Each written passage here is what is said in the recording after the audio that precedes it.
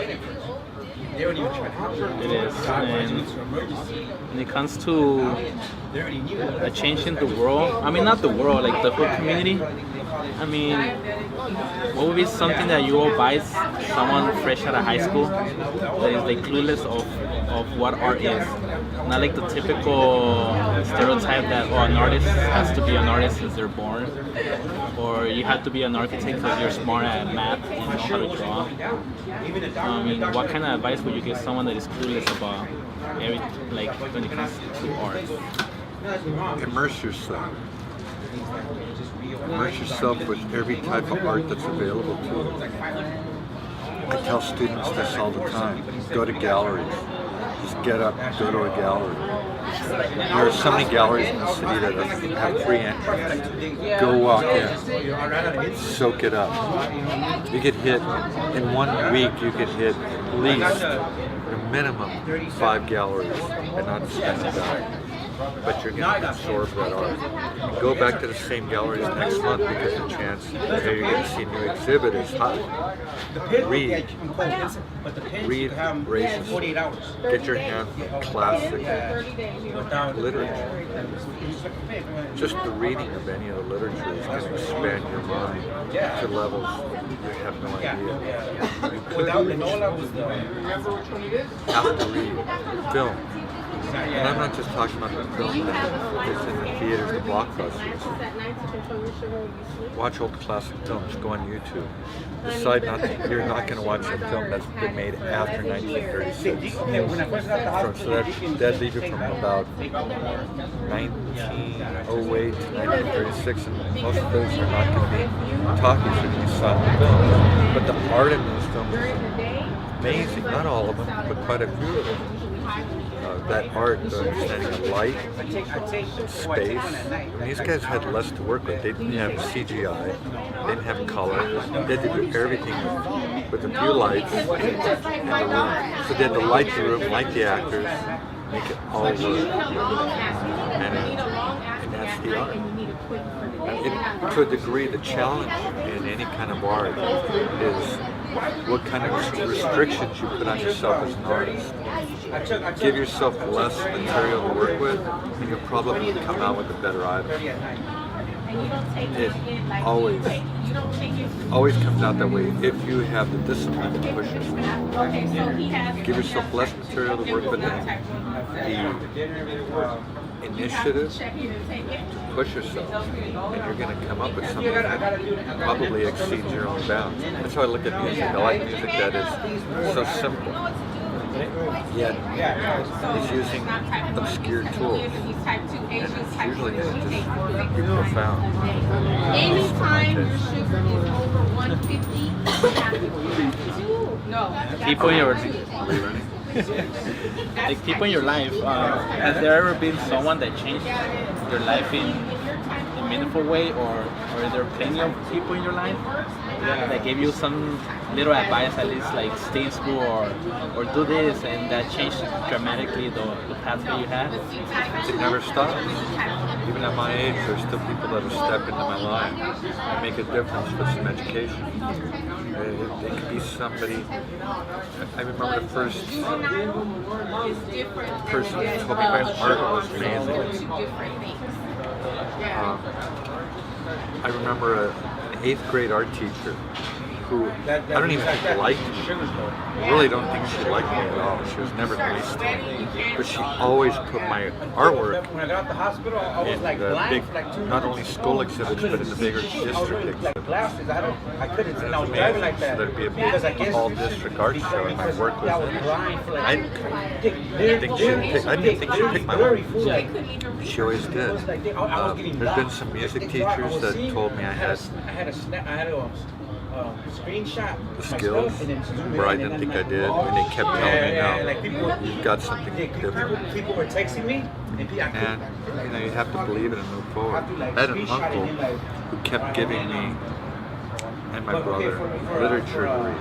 Every birthday or holiday, he'd give us literature to read. And as a young kid, I didn't appreciate it as much until I made it to college, and I'd go back and read, investigate those books he gave us. I mean, he was handing us philosophy books when we were kids. makes no sense. I don't want this. But you go back and you read it, and it's pretty fascinating stuff. It's really cool stuff.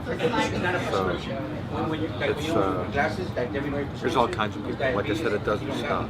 My mom, my dad. My dad was an artist, but he didn't know how to express his art. He was an amazing welder. And I would see his work, and see the beauty and finesse.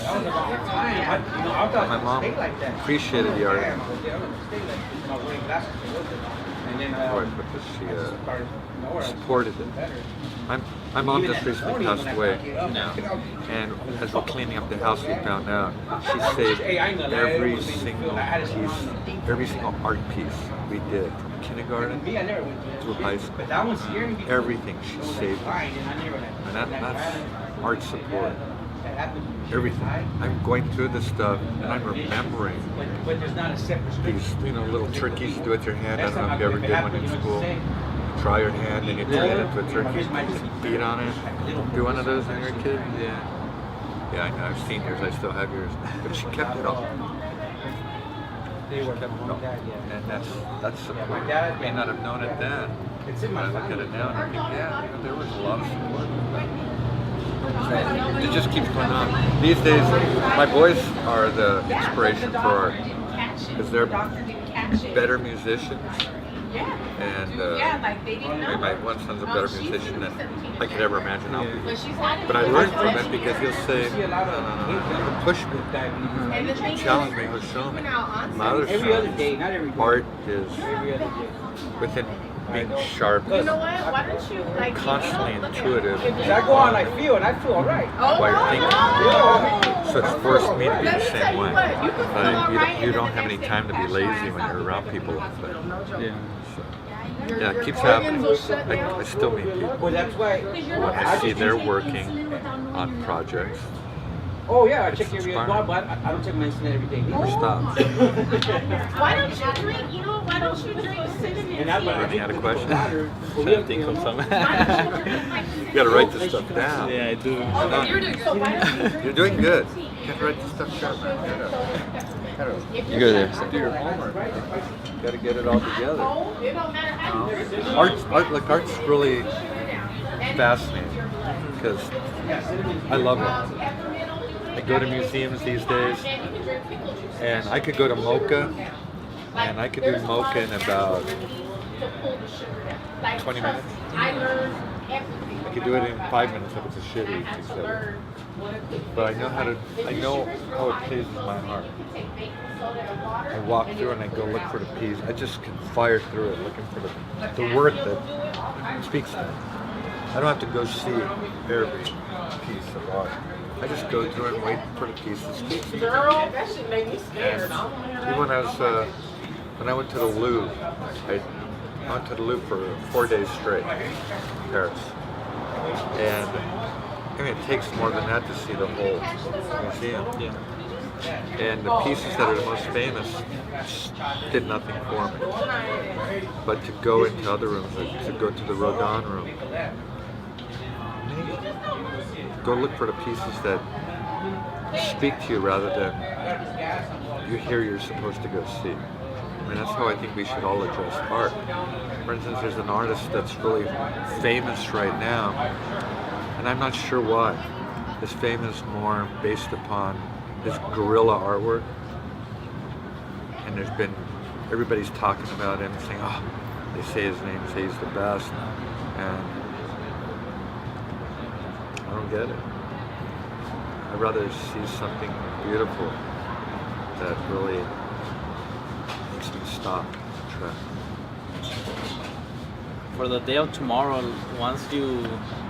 eventually everybody has to leave this world. But if you were to leave one key thing to, let's say, your students, your children, or maybe grandchildren someday, what would be the thing that will change their life that you could leave them and they'll treasure for the rest of your life and keep on passing it on? I guess I do that every time I start speaking here, guys. If I could leave you a couple nuggets of advice, you know, how many students I speak, if I'm just talking to students, and you know, I've realized after I started working at school that I've been not teaching, speaking to young people for a long time, and the advice or just talks I've had with them, if I get one that comes back and says, "Man, I always think about what you told me," I'll say what I told them. I think, wow, I said that. But if I told them that and it sticks, then that's what's important.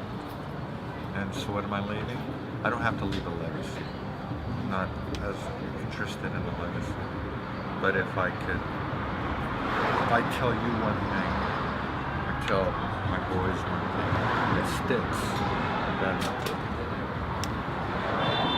I'm good. I'm learning life is short. It's not about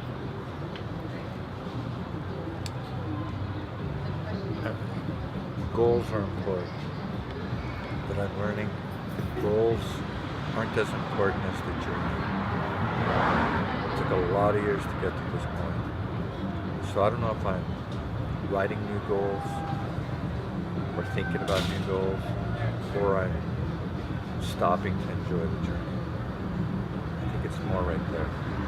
I'm kind of on an upswing. At least I feel it, without even knowing what's happening next.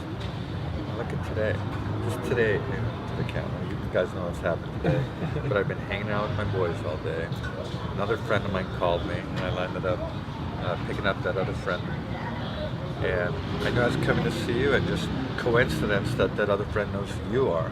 Yeah. So I got to bring that friend along also. And it's just like kumbaya, man. We're all together. It's fun. Get to hang out. It would only be better if we had a bottle of wine and a loud motorcycle like that. Yeah. I think it's less about chasing goals at my age, and more about enjoying the journey. So you still need to chase some goals, but that's also what's going to create the awesome journey. So I think with that I'll conclude it. Thanks for everything. Thank you. Thanks, everyone. This is fun. Thank you. I hope it comes out with all this wonderful light. It's more about me. This space is very much.